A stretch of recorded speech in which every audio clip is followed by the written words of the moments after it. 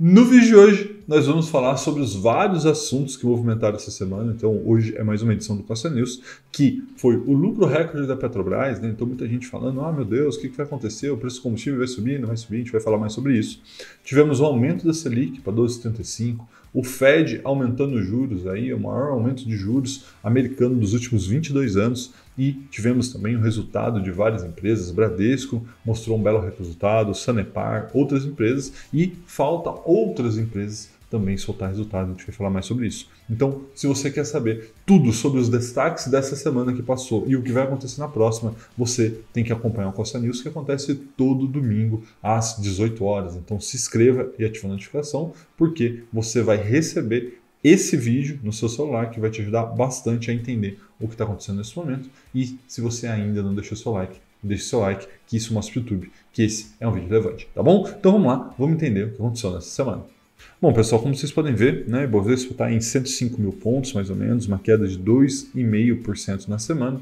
Isso é reflexo justamente da expectativa, lembrando, né, o mercado financeiro é baseado na expectativa de o que vai acontecer com a inflação, tanto no Brasil, por conta aí da subida dos juros, né, a Selic foi para 12,75 essa semana, e por conta da subida dos juros americano, né, que foi aí para 0,75% ao ano, né, um aumento de 0,5%, o maior aumento de juros americanos dos últimos 22 anos. Então isso derrubou não só a Bolsa Brasileira, mas como você está vendo agora, o SP500, né? SP500 essa semana. Rafael, mas como assim caiu? Estava menos 0,18 na semana, mas veja que ali no dia 5, né, que foi aí no final de quarta, começo de quinta, a Bolsa Americana subiu por 4.300 pontos e depois devolveu tudo.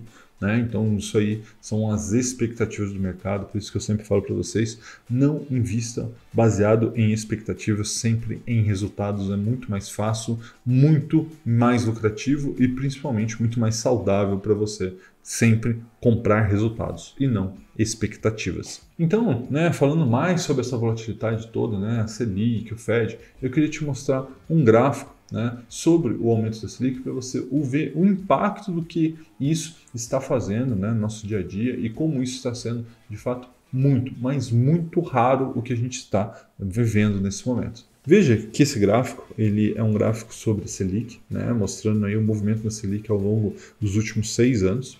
E ele começa ali quando a Selic estava em 14,25 em 2016. E aí, né, lembrando que nessa época nós também estávamos com uma inflação bem alta e acabou trazendo a Selic para um patamar, vamos dizer assim, mais civilizado, né, até que ali no meio de 2018 a gente chegou em 6,5 e ali ficou por um bom tempo. Né? Veja que entre março de 2018 até julho de 2019, foi um período muito bom, né, para a economia brasileira, porque a gente teve uma taxa de juros estável. Né? Então, esse sobe e desce de taxa de juros, que também impacta no sobe e desce da inflação, no sobe e desce do dólar, acaba trazendo instabilidade e o que a economia precisa é estabilidade. Mas, enfim, depois ali de 2019, né, a gente teve todo o quadro da pandemia, derrubaram a taxa de juros para fomentar a economia, mas, na minha opinião, já manifestei isso várias vezes, derrubaram demais, fez com que a gente tivesse um efeito rebote enorme, que é o que a gente está sentindo agora. Né? Veja que a gente saiu de 2% e fomos para os atuais 12,75%. Isso é o maior aperto monetário do Plano Real. Tá? Então isso mostra o quanto o Banco Central foi aí, no mínimo, muito otimista ao manter a taxa de 2% de juros durante um período tão grande. Isso trouxe um impacto para a economia brasileira. E lembrando, esse movimento, né, que a gente está vendo de aperto monetário não está acontecendo somente aqui no Brasil. Então, como eu tinha dito, né, o Fed subiu a taxa de juros e isso acaba que aumenta a expectativa do mercado com a queda das ações. Por que isso, Rafael? Quando há um aumento da taxa de juros da renda fixa, ainda mais a renda fixa americana, que teoricamente é a mais segura do mundo, a gente vê uma migração de recursos do mundo inteiro e, inclusive, do próprio mercado acionário americano para a renda fixa. Tá? Então, aumentou os juros, né? Esses juros aumentou porque a inflação americana é a maior nos últimos 40 anos, Tá? E isso fez com que haja essa migração da renda fixa para a renda variável. E isso acaba deixando os investidores um pouco, no mínimo, desconfortáveis, né? Mas lembrando, isso é uma grande oportunidade. Por quê? Porque você tem que separar o que é expectativa do que é resultado. E o resultado das empresas, não só aqui no Brasil, mas também nos Estados Unidos, estão cada vez melhores. Dá uma olhada. Eu trouxe aqui para vocês o gráfico do lucro da Petrobras, né? Foi anunciado essa semana 44 bilhões e meio de reais de lucro em um trimestre, tá? Foi o segundo melhor trimestre da história da Petrobras, o melhor primeiro trimestre, tá?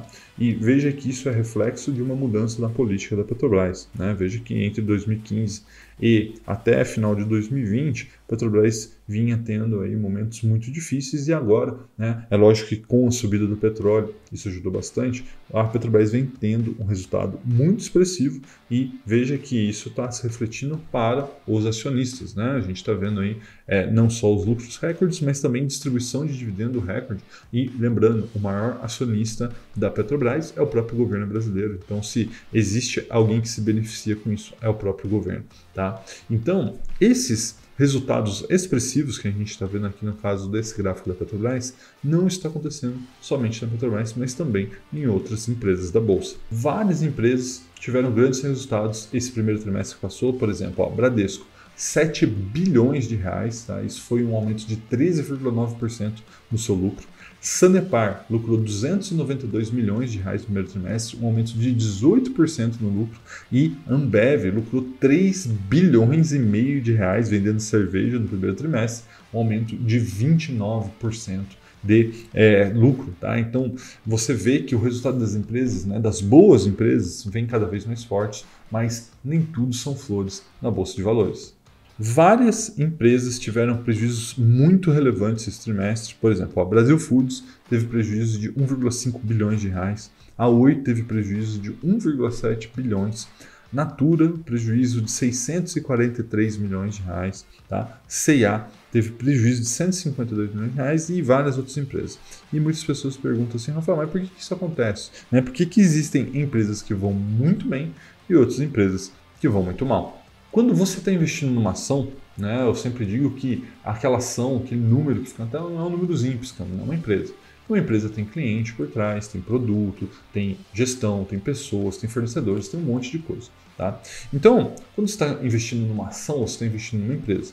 E o objetivo de uma empresa só pode ser um, que é ter lucro. Tá? Porque no longo prazo é o lucro que traz retorno não só para o acionista, para a sociedade, mas principalmente para todos que estão envolvidos naquela empresa, né? Seus funcionários, seus fornecedores. Né? Se não houver lucro, não há perenidade na empresa. Tá? E aí o que acontece? Existem setores que é muito mais fácil desse lucro existir e outros setores que são muito mais complicados. Então, eu gostaria de convidar vocês para ver esse vídeo que está também na tela, né, dos melhores setores para investir, onde eu falo sobre ciclos econômicos. Né? Basicamente, você vai entender que a economia é feita de ciclos e existem empresas que se beneficiam de ciclos e outras que o ciclo não importa. E essas empresas onde o ciclo não importa é onde estão as melhores oportunidades da Bolsa de Valores. Então, comenta aqui para mim qual setor você gosta de investir. Eu sempre falo que o meu setor predileto são os bancos, são máquinas de imprimir dinheiro, mas digam aqui para mim quais são os setores que você gosta de investir e não deixe de ver o vídeo que eu estou assistindo para você entender ciclo econômico e melhores setores para se investir. E essa semana, que está começando hoje, né, no domingo, vai ter o resultado de outras grandes empresas que estão na minha carteira do Milhão com Mil. Caso você não conheça, vou deixar aqui para você o vídeo. Tá? Vamos ter resultado do Itaú, do Banco do Brasil, da B3 e de muitas outras empresas que a gente vai comentar no próximo domingo. Então lembrando, se você ainda não se inscreveu, se inscreva e ative a notificação, porque tem vídeo novo toda terça, quinta e domingo às 18 horas, sendo que domingo às 18 horas é o Costa News, quando eu comento tudo o que aconteceu nessa semana que passou e na próxima semana. E se você quer aprender a investir melhor, se você quer entender mais sobre o mundo de investimentos, eu recomendo que você vá num link que está aqui na descrição desse vídeo e teste a minha escola de educação financeira, o Cashflix, por R$1, pagando apenas R$1 nos próximos 30 dias. Lá você vai ter curso de investimento, carteira recomendada, vai ter tudo que você precisa para aprender a investir melhor, tá bom? Deixa seu like, caso você ainda não tenha deixado, tá? O seu like é muito importante para mim, mostra para o YouTube que esse é um vídeo relevante. Se inscreva e ative a notificação. E não esquece de compartilhar esse vídeo com aquele seu amigo. Você sabe quem é aquela pessoa que só compra empresa que dá prejuízo, só compra empresa que está em recuperação judicial e, consequentemente, só perde dinheiro na Bolsa de Valores, tá bom? Um forte abraço e até a próxima!